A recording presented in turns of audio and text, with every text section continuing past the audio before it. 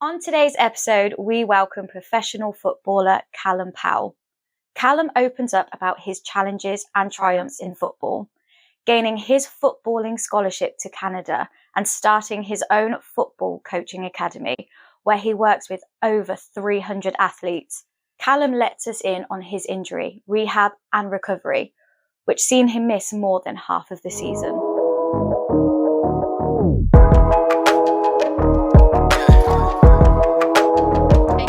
Hello. Thanks for joining us today on the podcast. How are you? I'm good, thank you. How are you? Good, very well, thank you. How are you today? I'm all right. You? Yeah, perfect, thanks. Good. So you've travelled quite a way, so thank you so much. You're welcome. So we're going to start things off, we like to do with all our guests, and we're going to ask you, for the listeners, 3 things that are interesting about you. Difficult one to narrow down.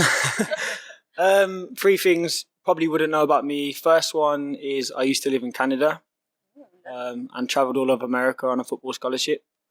Second one is alongside football, I have my own football academy for 7 years. And the third one, which people probably wouldn't know, which may be interesting to some, is I got an A star in art and history. Did you? Yeah. Clever. You wouldn't think that, would you? Yeah? You would? Yeah? You have to say that. What was your art piece that got you your A star? Basically, I had half a face of a woman, a guitar and a heart. And basically, I was really good. I don't know how I even got into it, but I used to just paint with like a felt tip and then get a paintbrush, dip it in water and then like brush it. Nice. Skillful. Yeah, I don't know how I managed it. Skillful with your hands and your feet. Literally, multi-talented. Multi-talented. Do you still like history now? A little bit. I actually was, do you know, this is quite interesting actually, to be fair. One of the main reasons why I actually did well in history is not necessarily because I like it. I am interested to a certain degree, but my history teacher didn't like me. So I don't know like what the situation was. I wasn't the best at school anyway, but I think he said to me one time, he had a kid and he said, oh, did you call it Callum? I said, he said, that's the last name I'd ever call it. And I thought, I'm going to show you. And I just remember I studied and revised so hard. I ended up getting like 97% in the exam. Willpower and motivation. And then I remember I was working in a pub at the Red Lion in Hunningham and he come in with his family one time and I remember he said like, well, I'm proud of you. I was like, yeah, I did that, yeah. I did that. Yeah, I did that. Yeah, showed you. You'll call your next son Callum, wouldn't you? Or the middle no. Yeah. You probably did it on purpose. You probably did, yeah. Yeah, give you a bit of push. Reverse psychology, it works. There we go, Yeah, you like go. that, yeah. There we go. Right, are you ready? We're going to jump straight in. Yes, I'm ready. Okay, awesome. So, would you be able to talk to us a little bit more about your journey into football and where did this passion come from originally? So I think originally we lived in Coventry and we moved over to rugby and I was about 5 or 6, I think it was. My dad just took me to a football camp one day. I can't really remember any earlier than that I was that interested in it before 5. Obviously, it's quite a while ago now. And I remember I went to a camp and I absolutely loved it. And I started playing for a local team back there when I was in rugby called Rugby Town. And I was there for a couple of years. And then I went into Leicester City for a couple of years from like 8 till 10, I think it was. Yeah. Basically, I didn't sign there. They said you're as good as what we got, but not better, and you're a little bit small. I thought, oh, I'm ever going to grow. And then Get some heels. Yeah, give me some heels or something. Yeah.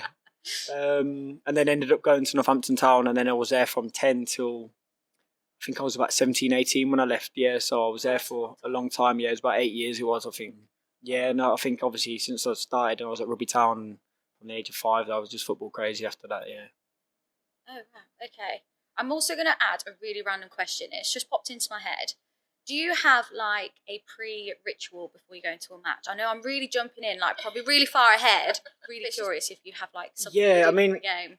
Anyone who's played football with me would probably know themselves. Like, I don't want it to come across egotistical, but it's kind of like a little bit of a psychology thing that I do. Okay. So I'll walk around the changing room without my top on, and then I'll do my hair again in the mirror when everyone else is lined up in the changing room and the bell goes to go out. So I'll put my top on last second, and then I always make sure the second one I have is my superstition with shin pads. So I'll always put my right shin pad on first before my left.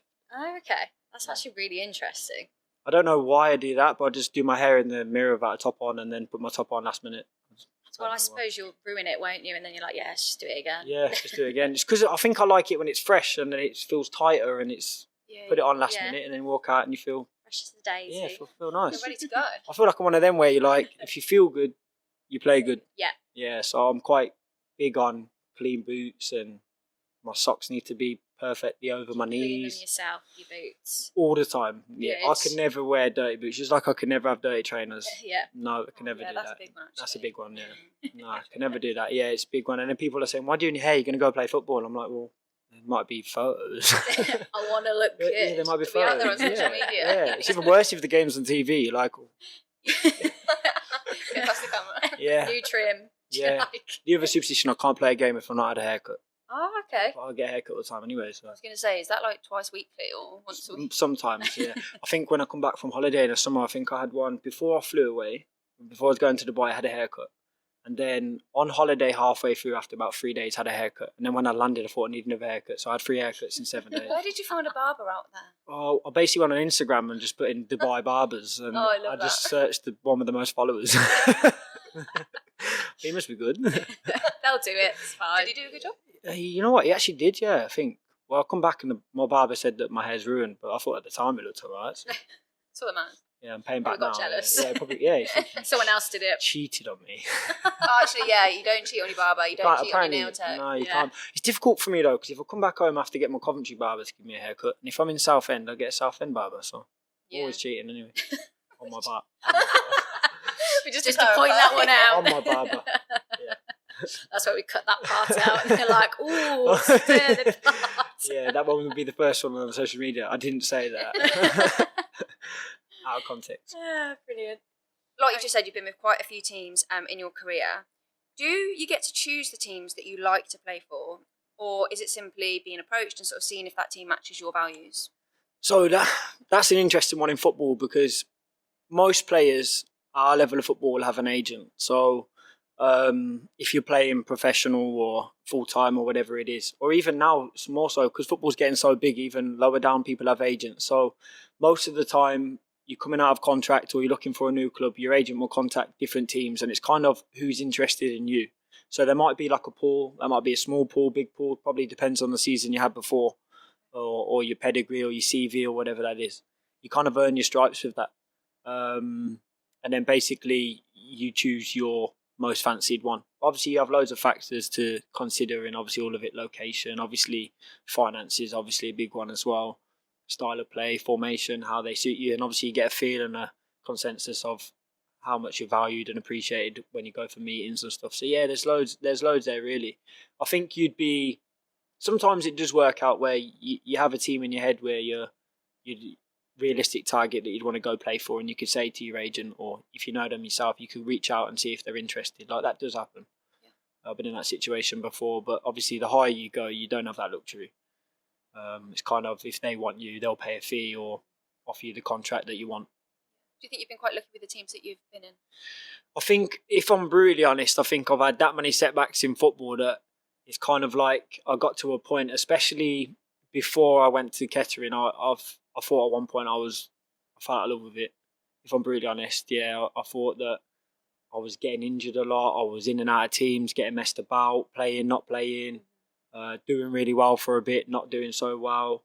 I had a few different situations come up with teams interested, go down there, not sign. A few teams come in and say, we're going to sign you, not sign. And you get to a point where you just think, like, what are you doing this for? Like, you work so hard and you're not getting anywhere. And it kind of got to the point just before Kettering where I was there, and it really took probably a bit of mentorship from someone who was my manager at the time, to kind of get hold of me and reignite that love to play football again. And I probably really did need that at that period. And obviously from there I kicked on, and all it took was half a good season then, and all of a sudden you're back in love with it and you're flying and doing well, and then you remember what you're doing it for. Yeah, you know what I mean? It can be just such a domino effect, can't it? You feel like one thing after another. Of course, what's the yeah. point? You just do feel, well, I may as well just give up. Exactly. I mean, it was the hardest period for me was probably like, well, I mean, I've had a few, and obviously if I sat here and went through all of them, but like the one that I'm speaking about mainly now is COVID period. Mm-hmm. So I remember I was at Nuneaton Town at the time, Nuneaton Borough. I had a really good season, and in the National League, the league I'm playing in now, there's a team called Yeovil, so they was top of the league. that was 2 leagues above me at the time. So obviously I was desperate to get back into full-time football. Obviously I was only like 23 at the time, I think 24, 23. And the Yeovil come in for me and asked me to go down. So they put in a transfer request. It's called a 7-day. Then if you're on non-contract, they put in 7 days for you. I went down there to train and I was there for a couple of weeks and then COVID.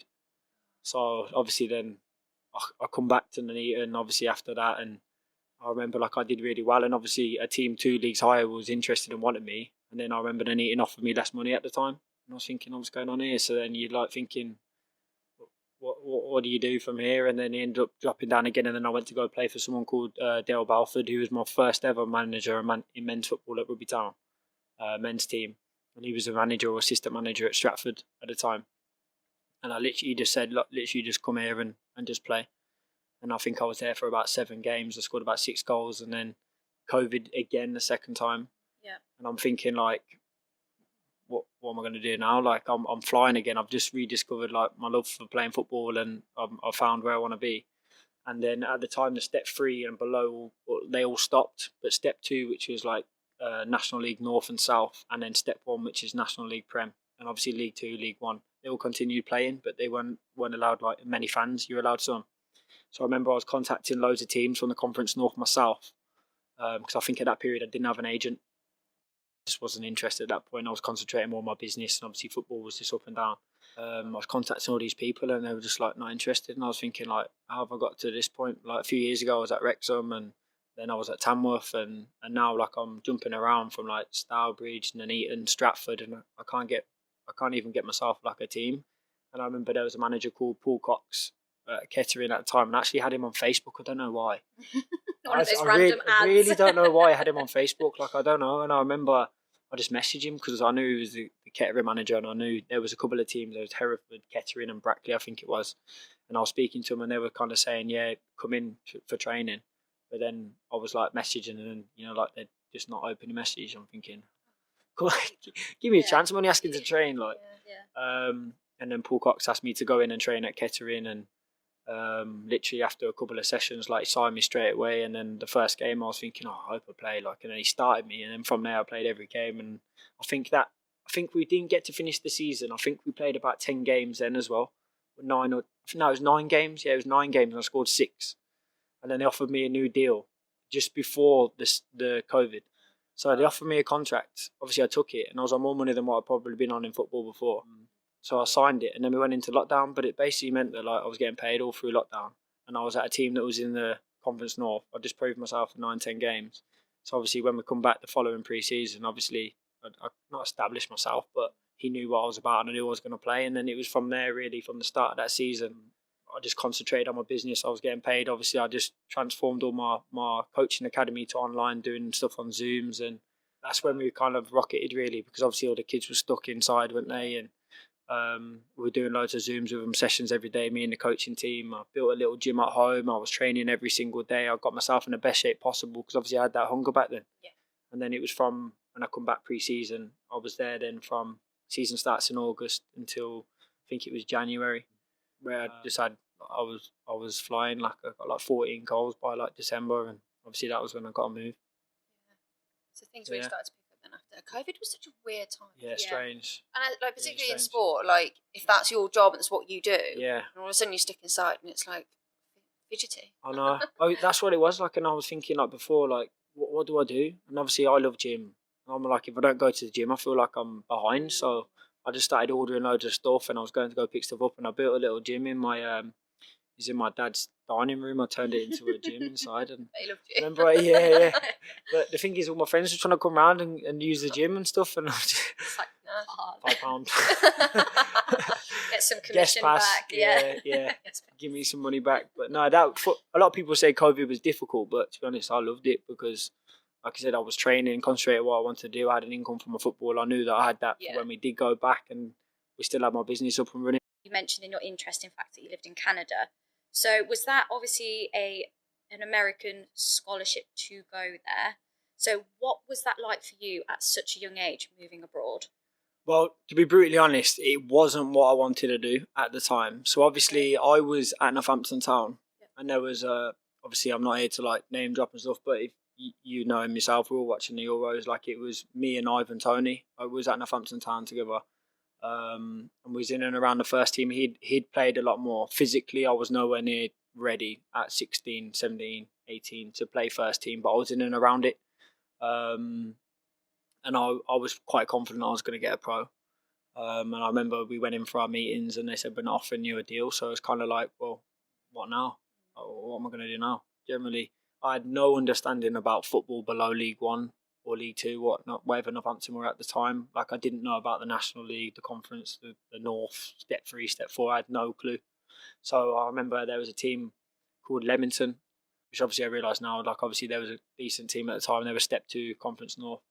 He asked me to go down and train with them, and I remember going down there. But obviously, I wasn't at the biggest club in the world in Northampton, but it was a good club, and you're thinking, what on earth is this? Like, what's going on here?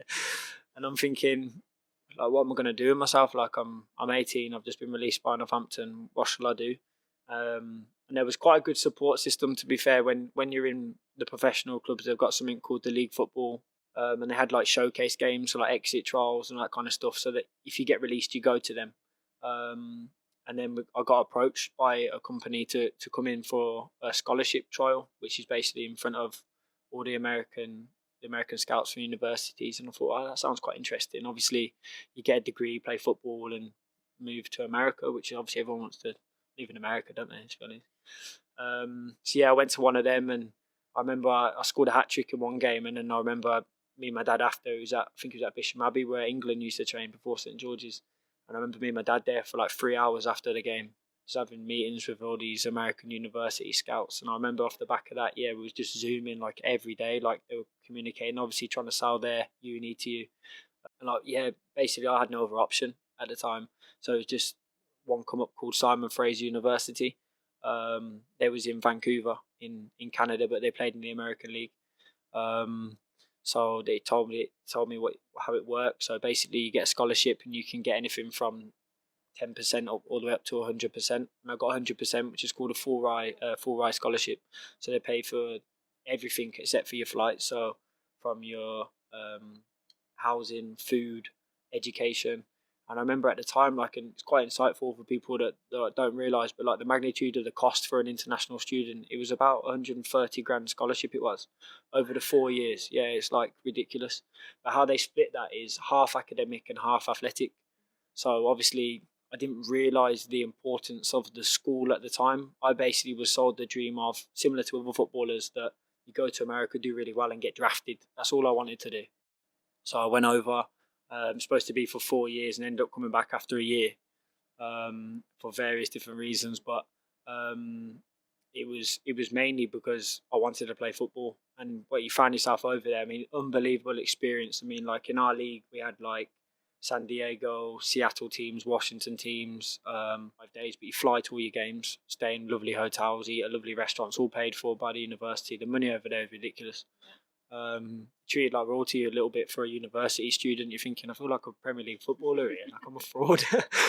But no, unbelievable experience, yeah. And it was one of them for me where like you get caught up in that. Obviously, as a young person, moving away, especially at 18, like I was quite fortunate that I had to live in Northampton from my scholarship. So from 15 when I left school, or 16, I lived in Northampton, so I was already away from my parents. So it wasn't a huge step, but obviously moving 9 hours across the other side of the world is obviously huge. I remember sitting on the plane thinking on the way out, bawling my eyes out. Oh, what am I going to do here? I'm on my own now. Like, there's no one's going to help me. And I remember got there, yeah, and obviously you meet friends, and the experience I would recommend to everyone. Like, it really did shape me and made me realise, like, what I do want in life, you know, like, and what's more important, and how to get there. But obviously at that age, you're young, naive, and kind of stupid, you know, like, it's not a joke. It's similar to, like, you ever seen Project X? Like, yeah, the frat parties. Like, honestly, not people jumping off the ceiling into pools, not to that extent, but honestly, like, it's crazy, like the partying. But you're thinking, like, you've got 4 courses to do every semester, so like you're choosing the courses, and they all align after 2 years. Then you go into like your business work, so you do like biology, psychology, English language, and whatever. You choose the 4. And I remember, like, you have to go to a semester, so you're waking up at 5:30, 6, or whatever it is for training at 6:30. And then from training, you're into lectures and work all day. Then obviously you got assignments, and then you're flying off to like, I don't know, Washington or Seattle. Wow. So you're behind on all your work, and then you come back and there's a frat party, and you're like, Gotta go. yeah. Obviously, no one told me at the time that if you don't get the grade for your work, then they cut your scholarship. So ultimately, it come to the end of the year, and they didn't tell me. Well, they probably did. I just didn't understand what it meant. You had to get a B minus, which is probably similar to. I'm not really sure. But they do grade point averages over there. But you had to get like a 2.8 or 3, and I was working at like a 2.5. And if I didn't get that, then they do cut your scholarship. And obviously, half my scholarship was academic. Yeah. So obviously, it come to the end of the year, and I didn't do as good. I think I got like a C plus, so I was just like 1 mark off or whatever. And then they tried to cut my scholarship. So, do you think if your schedule hadn't been so busy, as in having to fly places, stay there for 5 days, and being behind on your work, you would have stayed and you'd have got better grades?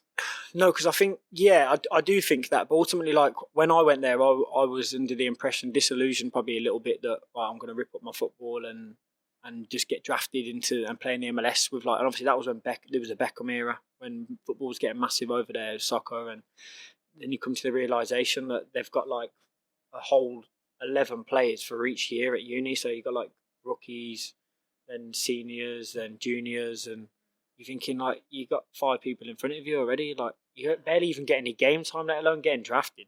Oh wow! Do you know what I mean? Like, and then you, like you say, you're flying and doing all these things and going to all these places. Like, yeah, it's unbelievable, but you get caught up in it, don't you? And okay, so how do you think this has developed you within your football and your personal growth?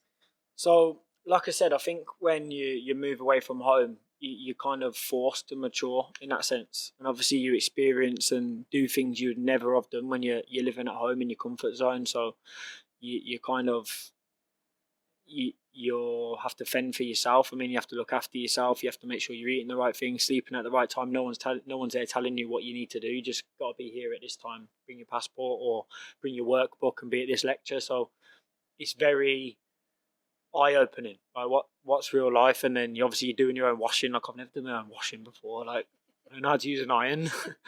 You're telling me to iron a shirt, like, and then obviously you get into the stage where like you're going out. And obviously, beforehand, football was always the biggest thing for me. And I remember I didn't touch alcohol till just before I went to Canada. So the whole time I was at Northampton or even like prom and all that kind of stuff, and people started dabbling with it, like I didn't touch it. So obviously, all of a sudden you're going out and then you're finding yourself in taxis or buses going downtown Vancouver on your own, meeting your mates and going clubbing. And it's kind of just a little bit like you turn into a bit of a man, and then you realise what you like, what you don't like, kind of people you want to be around a little bit more. Yeah, you discover yourself a lot more, and then especially when you're working so hard and like you're doing lectures and work, you realise I really don't want to be in education, or you're doing a bit of football and you think, no, I actually am obsessed with football and I just want to be a footballer. And I think that was more eye opening for me at the time, where I'm like, I do want to come home, like, and I want to give it a go in England, because if you don't get drafted, you don't get picked up. You could be there for 4 years and come out of a degree, but for what I wanted to achieve, that I didn't need that. So I wouldn't change the experience for the world. And like you said, it probably shaped me and made me realise what I want to do with my life a lot more. But I wouldn't be where I am today if I did come back, because if I had stayed there, I probably wouldn't have my business. I probably wouldn't got as far or achieved what I have with football, and I'd probably be a completely different person with different interests and have a different career route, So when you were at Kettering, which I believe was 2020, this was a personal best season for you. Can you elaborate on what made it a personal best season? I mean, I've touched on it a little bit earlier. It was mainly probably because of the people that I was around. Obviously rediscovering my love for football again and being in an environment where you feel like you're making progress. I think that was probably the biggest thing for me, because what I was struggling with was working so hard and not seeing the results. So whether I've always been committed, I've always done extra, I've always been in the gym, ate well and been fit and trained more than everyone else, probably a similar level. And I think at Kettering it kind of just clicked. I think that the people in the change room, the formation, the style of play, everything was just, like you say, the domino effect just kind of fell for me. The pitch and the infrastructure and stuff at Kettering wasn't the best, but like it was such a homely feel where I felt really valued. Like I felt important for the team, and I just felt like I could just go on the pitch, and I just knew that every game I believed I was going to score and do well, and it kind of that transpired. It was like my mindset and how I felt and my attitude towards everything at that period in my life. And I talk about it now, and I was speaking to my dad the other week about it. I said that period in my life there, everything was just aligned. All the clogs in the wheel were turning the same way. It was kind of like I was so focused, and I generally felt in my own head, whether it was deluded or not, that I was unstoppable. Like my business went from like the growth in it was superb. Obviously, my football, obviously in that period there, if we just go from that half season, when we come back from COVID, like I was just scoring, everything fell for me. Like I was training right, I was eating right, my body composition, yeah, everything was just working really well. And that part of my football career was definitely the most enjoyable because, like I say, everything just suited me. So obviously, I performed better on the pitch. I was full of confidence. I was full of energy. I was happy. I was enthusiastic. And when you look at your best self, I was ticking every box of them characteristics. Absolutely. And I think feeling valued, and that goes for like any job, anything like that, is really important because it makes you want to stay, and it gives you that motivation. It makes you want to perform better. And I think I see that as well, and picking up from different people, and being in around obviously loads of managers and players, and obviously with my own business and having loads of like superb coaches and parents, and even the mentors and people that I keep myself around. That's the biggest thing. Like you say there, that if why would you want to make someone feel anything but superior? Like no one's gonna deliver their best version of themselves, no matter what it is, whatever job, if you're not making them feel like they're important. Yeah. And ultimately, like in a team game, like that is essential. Like Absolutely, yeah, regardless of whether you're a big fish or just a normal team player, or you don't have that ability. I feel that you see that in football a lot, and you see that from people that we've all played with, like people my age and coming through, that people are sometimes given a pathway because they're liked a little bit more. It doesn't necessarily mean that they were far greater than the players that they were playing with. It's just kind of they've had their arm around them, but then they've grown with it. Do you know what I mean? Yeah. Because they've felt important. They felt like they were good enough to play in the first team at 18 or 19, and then they play 20 games because the manager believes in them. Then they're getting bought for a mill. Whereas I think that could happen for a lot more people if they've had that appreciation or someone believed in them. That's kind of just what it was. Like, and I said before that no one else would really touch me at that period when Paul Cox and Kettering did, because of how I was before. I know we haven't touched on it a little bit, but like as a younger version of Callum, who I am now, the immature version, getting in trouble all the time, being silly, doing stupid stuff. I had a bad reputation in football, and no one would want to take me for that reason because I was perceived as a bad egg.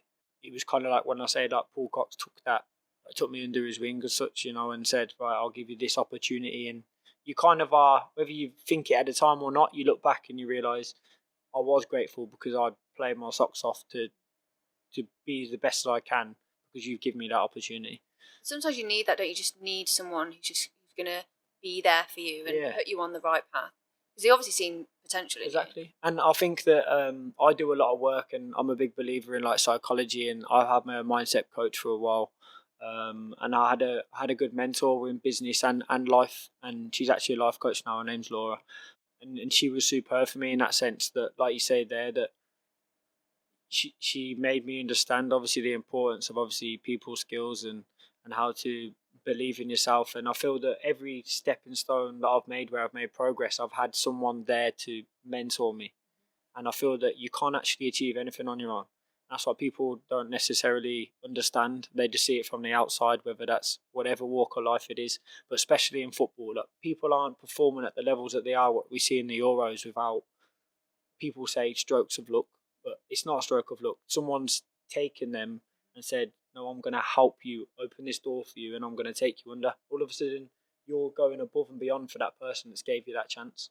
Yeah. So then you're going to get the best out of that person. And no wonder why they flourish, because someone's given you that opportunity, and I feel like, that's so important. And I've had that down the route, like I say, with my football from the beginning with Dale, who took me when I come back from Canada, and no one wanted to, I didn't understand football, but it took me at Rugby Town, and I played 40 odd games at the age of 18, 19 when I come back from Canada, and got a move to Wrexham. And then at the same time, he took me at Stratford, and before I got my move to Kettering, again at Kettering, Paul Cox, and then Laura, like I mentioned before, with my business. It's always been like someone's opened that door for you and exposed you to it. I think there is always a whole team sort of behind a person, but it also is down to the individual as well, obviously, isn't it? Because you need that motivation and that get up and go to be like, okay, you're willing to give me a chance, and I'm going to prove to you that I am worth it. It is, and I think it's everything in life, not just football. But obviously, I'll speak on behalf of football because obviously I'm in the industry with the business and obviously my profession. But I'd say it's as big as 70% mindset. Like it is huge, because I see people all the time, and even at my academy and when I was younger, and even coming through now, like the younger boys, that straight away whether they've got it or they haven't. And I'm not talking on the pitch. You could see someone who's bang average technically, but then mentally they're incredible. And I always think that I've played with a lot of people that the ones that do the best are almost have that belief in themselves where they're like, they are untouchable. And it comes across as, it might come across to other people as arrogant or deluded, but they're so sure of themselves that they convince themselves of that delusion that they achieve it, because it is all mindset. And like you say there, that you could be the best player in the world, or you could be the best at whatever you do, whatever your profession, whatever it is you're involved in. But if you don't have the mindset to work and believe in yourself, you're never going to achieve anything. Last season, you suffered a serious injury, tearing your PCL, and missed the majority of your season. So how did that make you feel, and did you know it was going to be a serious injury? No, so at the time, we was playing Aldershot away. It was only about 5 games into the season, probably not even that. And basically I went in, the opposition player was at Aldershot away, took a heavy touch, and I nicked the ball before him, and he basically slipped. He was wet, and the grass was wet, and he slipped, and his knee smashed into my knee. So I can probably say that I've never felt like contact like that before. Like, I've obviously been smashed and I get fouled all the time, and something didn't feel right at the time. But you think, when people talk about injuries and knees and that kind of stuff, like, touch wood, I've been okay before that and will continue to be, but I didn't know what that would feel like. So I thought it was just bruised. Like, I thought it was just severe. Like he's really whacked me there. That was bad. So I got up and carried on playing, or tried to carry on playing. I thought, I can't come off. Like, I can't move. Like, I couldn't turn, I couldn't run, I couldn't barely put any pressure on my leg. And I remember it happened in the 5th minute, so there's 40 minutes left. So I'm trying to move, and I remember the ball's coming into me, and like, I don't want to get it because I know I can't move. But I remember I weren't in the team before that, the week before. I just got back in the team, or 2 games I didn't play. And I started the season well before that, the 3 games before, and I didn't play for 2 games. And they put me back in. I'm thinking, no, I need to play well. Like, I'm gonna have to get. If it's just a bruise, it will go off on it. It will just go. And I remember, like, it was getting worse. And I remember, like, the ball come to me, like, in the box. And normally, it was a decent chance, to be fair, to probably score. And I remember my knee was just like loose. It felt loose. Ouch. And I was like, I can't even bring myself to kick this ball. Like, and I remember I just like let the geezer just kick it out.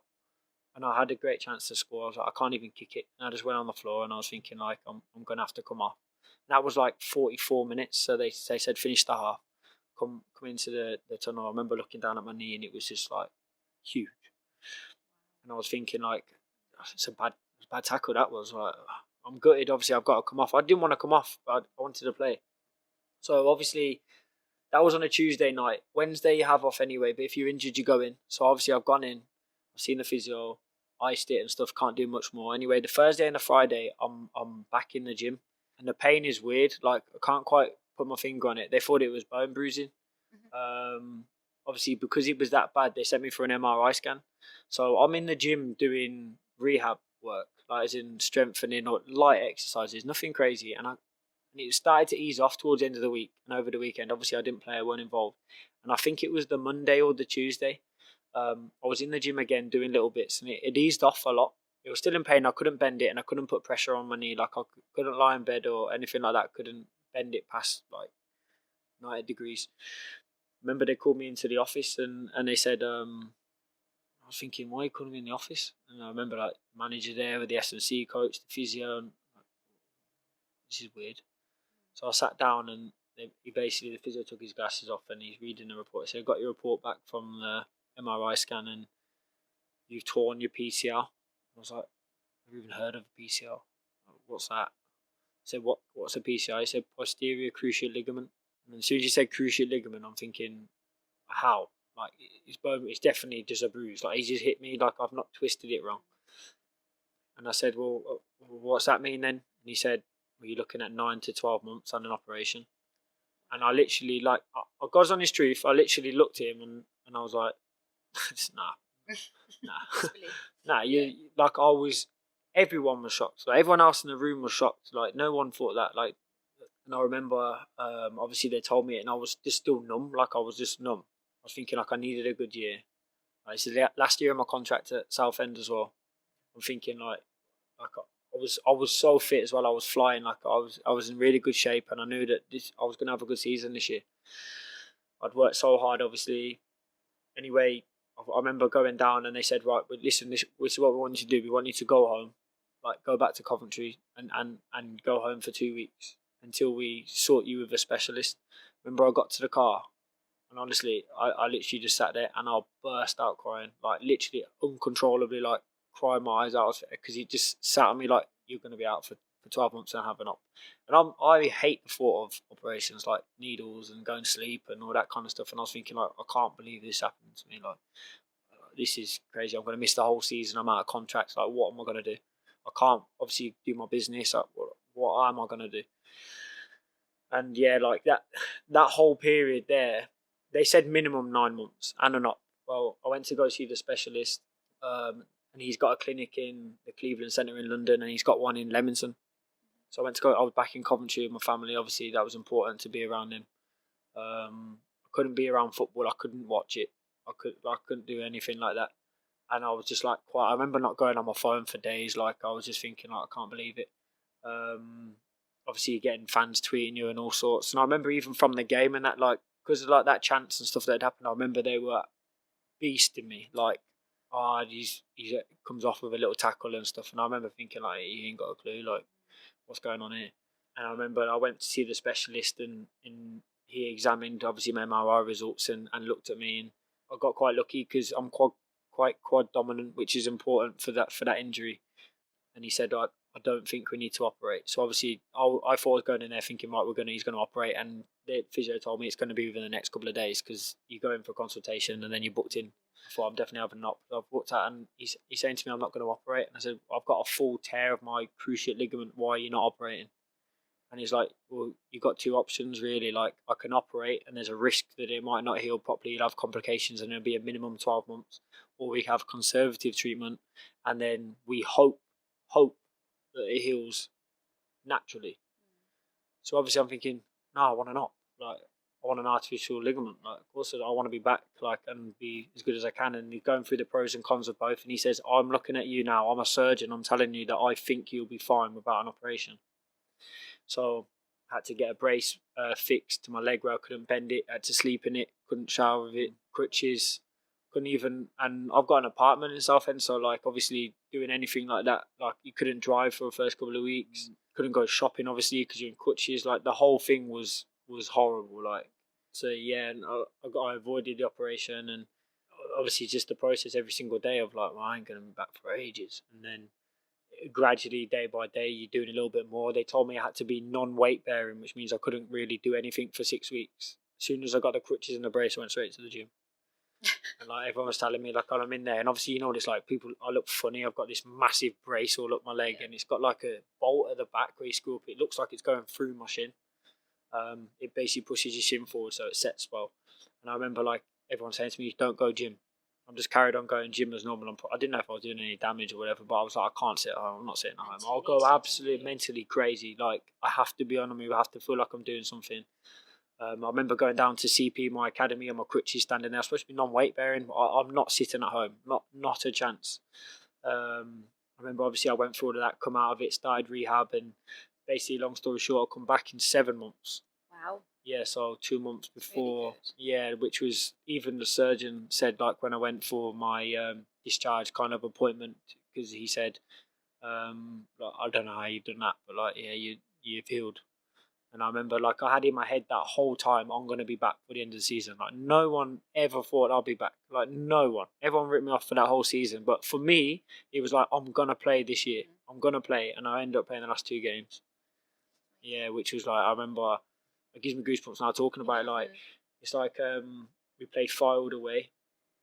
That was my first game back for 7.5 months I was out. And they took Southend take fans at like loads. There was probably a couple of thousand or just a couple of thousand. And I remember like standing down the side and they said my name and they was singing my name for ages. And it's like running on the pitch and you're thinking like, oh yeah, like, it's all worth it. Yeah, and that's what I pictured. That's what I envisaged in my head the whole time. You know, like I want to show everyone like what can be achieved. Like, but I worked so hard, like literally. For that 7-month period, even when I was supposed to not do anything, I was still in the gym. But when I come out of that brace, I was training 3 times a day. Like, I was relentless. And people won't see that all the time, you know, like, they won't see that side of it. Yeah, it was awful, but it was such a realisation, that original shock of everything can get taken from you like that. Like, everything. I can't work, I can't do my business, I can't play football. And it was funny enough, and probably it's a little bit personal to be mentioned, but I don't mind saying it on the podcast. But I was going through a period then at Southend where I got a little bit back into the old way of that. I was taking it for granted going to training every day. You know, like, I can't bother. Wake up in the morning, I can't bother to go football. You know, and then something like that happens. And I'm a massive believer that everything happens for a reason. And it was kind of like, when I could get back on that pitch, and I remember they absolutely like went crazy at me. Like, as soon as I had my first running session, I was so excited that I'm supposed to run at 30%. I'm almost sprinting, like up and down. He's like, I'm going to pull you in a minute. You going inside, but slow down. I'm like, I'm so excited. And then every training session I did, because I trained for about 8-10 weeks before I played. Like, I'd never, even just kicking a football again, like I was obsessed. It was like I'd just discovered football. Yeah. And I was like doing everything that I couldn't do before. You know, even going to the shop and driving the car. For granted, don't you? I took everything for granted, and it was such a realisation for me. Like, yeah, it's the worst thing that could have happened, but ultimately it was kind of like a wake up call. Like, Callum, you are so lucky to have and be who you are and be able to do simple things, even walking without pain. It's a horrible thing to happen. I have to experience, but I feel like it's a great life lesson. And I would hope that never one have to go through them kind of injuries and stuff. And I know people go through a lot worse, but for me, it's what I needed. I think, as crazy as that sounds. And obviously, physically, people could see what you looked like with the brace and the crutches. But what mentally was that like for you? So, because you mentioned that you like things that you didn't go on your phone, like people stating on social media. Yeah, those I things think play a big part. So anyone who's played with me or knows me, I'm always the loudest. So in the change room, I'm the clown. Like, I'm always gonna be making a joke or doing something stupid or trying to make someone laugh or taking a mick. And I remember when I did go into footballing around it, like, and I was a shell of myself, like, and everyone could see it, to the point where people were making an extra effort to say, "Get in my car, we're going for a coffee," or "We're going out for food," like. Which was nice. I had great support around me. You know, people were calling me constantly. I had so many nice messages, but like at the time, I couldn't bring myself to want to talk to them because I don't want to talk about how long I'm going to be out for. And like you said there, like, I'm in the gym, and at that time as well, I was in probably my biggest shape. Probably not convenient for football, but I was big. And like you say there, people would look at me and be like, "He's mad." Like, he's in a brace and he's throwing around 50 kg dumbbell chest press in the gym, like. And I'm thinking, you'd look at me and think, yeah, he's sound. But like, for a brief period at the start, like, obviously I wasn't. But then I did grow into, because I put on that persona, I'm a big believer as well, as in you fake it till you make it. So I was actually at a point where people was asking me about it when I had the brace on. Because I'd be like in the sauna in the brace. And people were asking me like, oh, I'm hobbling and I can't bend it and I'm sat on the low bench or whatever. Or I'm trying to get up to the top bench. And people are asking me all the time like, why are you like, I'm talking to people as normal, laughing and joking after a couple of months. I'm like, well, that's the realisation, like, this is why this has happened to me. And it's kind of like you're inspiring people a little bit with it as well. They're like, your mindset is really eye-opening. And I think that was the biggest thing for me at that time, where I had to rely on myself and my own mindset. And it's not, people go through a lot worse challenges, but obviously for me at that time when it's my job, obviously it's huge. Yeah, of course. And do you think after an injury like that, with such a long recovery time, that you come back as a different player? This is also going to sound funny on a podcast as well. I think that I love Southend and I love my time there. Obviously, I'm at Braintree now, and like I put it out there on social media, the fans are incredible, the club's incredible. I love the boys and the management are so professional. It's great, but there was something about it where I didn't fit the style of play, or I didn't flourish or perform to the levels which I know that I'm capable of. It got to a point where I felt like almost I was playing in a system which almost didn't allow me to express myself in the way that I wanted to, which is fine. It's part and parcel. It happens in football. You have to adapt, and for you to play, you need to play to the team. It's not about you as an individual. The higher you go, especially for a big club like Southend, and you find yourself. I've always been a player, and the reason I got the move is because I was a bit of a maverick. I'm a bit flary and creative, and I kind of lost that. So if I wasn't doing them things where I'm doing skills or taking people on or trying stupid shots from far away, or I lost a little bit of my identity on the pitch. And I think that like them habits that you take on board, where you start just changing my game, I bring it in and pass it. You forget about that, and you almost go back to that boy that you was before because you've forgotten the regimented structure of how to play in that team. So when you do come back, you're not thinking, "Oh, I need to keep the ball here."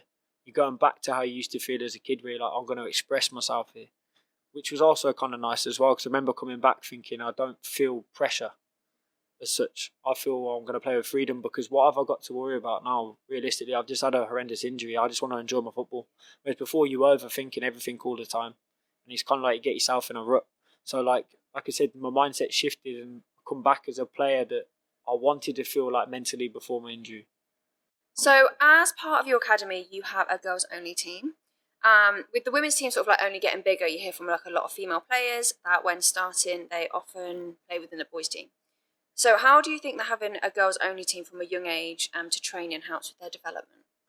I think from where we started at CP Coaching Academy to where we are now, I mean, the interest from the women and the girls was near to none. Like we started with one-to-one training, and then we progressed into groups, and now obviously teams, scholars, all the rest of it. And gradually, you've just seen the interest and the demand for women's football just increasing. So, for example, when we said it was an hour with the coaching team at CP about shall we run this program, because we're not sure necessarily if it would be a success or not. And I remember we put it out on social media and stuff, and honestly, there was about 30, 40 like inquiries straight away. That's incredible. So we was thinking like, that's unbelievable. Like this is definitely like a runner. And then like off the back of that, and obviously how the women did the national team and the success that they've had, like even the one-to-ones they're coming in. But like I'll be brutally honest, like I was shocked at the standard as well. I'd be there watching, and now obviously I'm working again and doing the private sessions within my academy with probably more girls than the boys. And yeah, honestly, like I remember, I think last week I did about 9 sessions and 6 of them were women. Wow. It's like the demand for it's there, but they're also like evolving with it as well. So like obviously you'd coach a couple of girls before, but they'd be half interested, half not. Whereas now like, they know that it's okay, like to step in and indulge and kind of give yourself fully to football, because before there was a stigma around it, wasn't there a little bit as where like it's not as it's almost like it shouldn't just be a man's game, but that's ultimately the perception of it at the time, which is sad because there's so many talented girls out there, and it's wonderful to see, especially when you go down there on a Tuesday, which is when they do the girls session, and there's loads of girls there, and you're seeing them develop. And the thing is, what we like about the girls that come to CP as well, and I think it's a general thing, like their attitude to listen to want to listen, learn, and develop is they're in awe of what you're trying to coach them, and they'll try to implement it as much as they possibly can. It's like there's no real attitudes with it. It's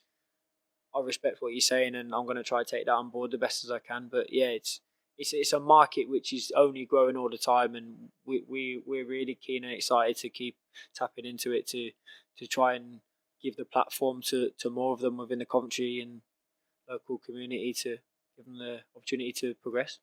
I love that. We're such advocates for women's football, so we're rooting for that. I wish I kind of had that growing up, because mine was very much you were thrown in with the boys And for my generation growing up, if you were playing with the boys, you were just a boy. Yeah. Whereas then maybe it was like year 9, year 10, you were then thrown into your all girls team. And I'll never forget when I was in year 2, I had a coach, Lisa, and she made me fall in love with football just because she had that more one-to-one time. But yeah, no, I'm so glad that you do that at your academy. You also have a mindset psychology program. Was this something you wanted to have within your academy? Yeah, so like I said before, the psychology element of where I gained that interest would come from the university, because that was one of the courses that was optional for me to choose. And I had a little bit of an interest in it before. That was when I started listening to podcasts and reading and on the YouTube videos. And I remember doing a psychology course at uni. And that just, from there, like that was when my self-help books and like my education behind it really evolved. And I remember, especially when I was going through the difficult period in my own football, again, another mentor which I speak about, which is kind of been like the halo story for me, where they open in the doors and they take me under their wing a little bit. A guy called Richard Taylor. I played in like a 5-a-side tournament one time, and I was at Stourbridge, and I was doing really well at Stourbridge. They were step 3 at the time as well. We were second or first all season. It was just all Kettering at the time. I ended up not getting promoted, but I was getting injured, and I think I pulled my hamstring 3 times or 4 times in one season. I was far too big. I was doing the wrong stuff. I was top heavy in the gym. But when I was playing, I was doing really well. And I got an England C call up that season, which is obviously a big achievement in non-league football, because it's basically the best players in non-league. And then I got injured again. And then I'm just thinking, like, something's got to change here. Like, I'm going to have to do some work. And there was a few other things, like, which I wanted help with, like, obviously in my personal life and stuff. And obviously I had my business and I wanted to take that to the next level too. So Richard kind of took me under his wing and said, I'm an NLP practitioner. I would like to work with more athletes. I'm just getting started with it as well, and I'd like to use you. And I kind of said, well, that's exactly what I need. And I remember I worked with him every single week, once a week, for I'm probably going to say 6 months.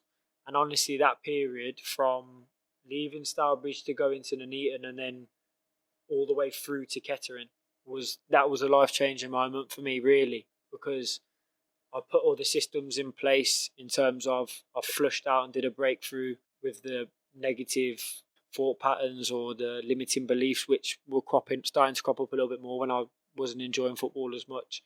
I broke down them barriers with the business as well, and my personal relationships with women and all that kind of stuff, which I struggled with at the time. And like you say there, that Richard's work with me like really inspired me, and I thought that what you've done with me there has massively changed my life. And from that moment there, we basically said, right, we have to help as many people as possible. And I built CP Coaching Academy basically as a platform to people to come and do what I didn't have when I was younger. We didn't have accessibility to come and do one-to-one training. And I'm a massive advocate that you get out of life what you put in. So I'm 20 and I'm still 28 now, doing one-to-one training, doing extra and doing more than everyone else. I'm a massive believer that if we can create an environment where people can come and do more to be better, then we're giving you the opportunity to achieve your dreams as such. So I said, it's not just about being on the pitch, it's about doing stuff off the pitch as well. So if I look at, I'm trying to create an environment where I'm a successful product of. So if I feel like I've made the biggest changes in my life by doing one-to-one training, I'm going to build a business around it. That's what I did. So I also, off the field stuff, I made the biggest difference by psychology work. So I worked with Richard for about another 6 months or so, obviously with my one-to-one stuff, but also building a program which we could utilize with the players at CP. And we formulated various different modules, from improving confidence, removing anxiety, getting rid of limiting beliefs, setting targets, smart targets, all that kind of stuff, which was incredible for these young people, where they can experience, maybe even it's just on a lower level because of the age and the understanding of it, but we're exposing them to that you can open up more of your brain and your capabilities and what you're aware of. So we implemented a program of that at CP, and it was again before the time of COVID, where we were doing in-person like classroom sessions, and the demand for it was huge, and it still is now. And we're actually in the process of diversifying that again now with the latest trends of the world and society into an app, and it's something I'm really, really excited about. Yeah, so Sounds really we're working hand in hand to try and get that done. So there's loads of work and behind the scenes going in behind that, but the mindset side of it and how we can help the players, not just at CP, but everyone. Like, I feel that if everyone can tap into experience or pushing themselves out of their comfort zone to be a better 5, 10, 15, 20%, that you're going to surprise yourself. And I was surprised with the work that he did, that I remember, and I'll still never forget to stay, and I tell everyone, we've got a psychologist at Braintree now, and he's been speaking with a few of the players, and I was sharing a story, I think it was Saturday to be fair, and I sat down with Richard, and throughout the course over them 6 months and the breakthrough we set targets, so obviously short-term, long-term, and really long-term targets. And I remember the time frame which we set was 24 months, I think it was. It took me slightly longer, but from the exact detail, I achieved every single one on the sheet. Like every single one. So it was even from the point of how I'm going to think when I achieve it, what I'm going to see, how I'm going to feel. Like, I swear to God, honestly, I remember putting on that sheet saying I'm going to hold up my shirt with my name on the back of it and give it to my dad, and he's going to say I'm proud of you, and this is exactly what happened. And that was the last one that happened, and I think it took about, from when I first started with Richard, it took just over 2 years, but nevertheless I still did it. Yeah, you did. So the targets with the business, like, massively exceeded them. Like, I didn't even know that I would be in the situation we are now and have the growth that we have. Like, they were all washed out the water, to the point where I look back and I have a joke with Richard now, because I've just started starting now with him doing another one. Because it's like, well, I worked for you to get to that point. How far can I go now? And I laugh at him now, so we should set higher targets. What's going on here? Like, why am I not at the Euros?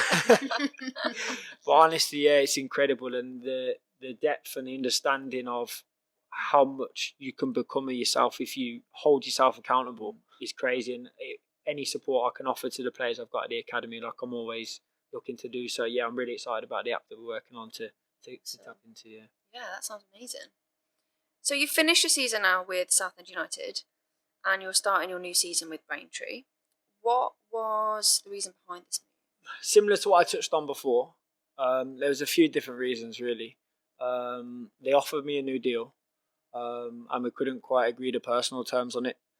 There was other factors which I needed to consider, because in that league, Southend are definitely the biggest club, and they should never be in that league. I mean, a few years ago, they was in the Championship. You know, like, you're pulling in fans of like 8,000 every game. Like, you're going into Sainsbury's and you're getting bombarded with photos or autographs and stuff. Yeah, it's great. You feel like a real footballer. But ultimately, like, I'm 28 now, and it's all well and good, like, having that persona around you, being in a good team and playing in front of all of these fans. But I'm always a believer that I want more for myself, and I know what my ceiling is. Yeah. And with the greatest of respect, I'm a believer in myself that it's a higher league than what I'm currently in. And I've made a pact to myself and a promise and a target that I will play in the Football League.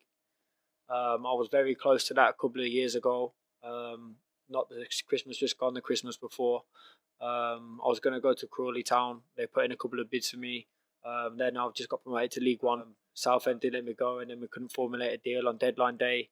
But, like, it was that far away, you know, like, and then obviously coming from that, I had the injury, which I missed all of last season. I'm like, I owe it to myself, whether that means I'm going to have to start a new challenge. Like, as hard as it was to leave, because I absolutely loved the place, the people, I love living there. It was a difficult decision, but one I had to do for my own career.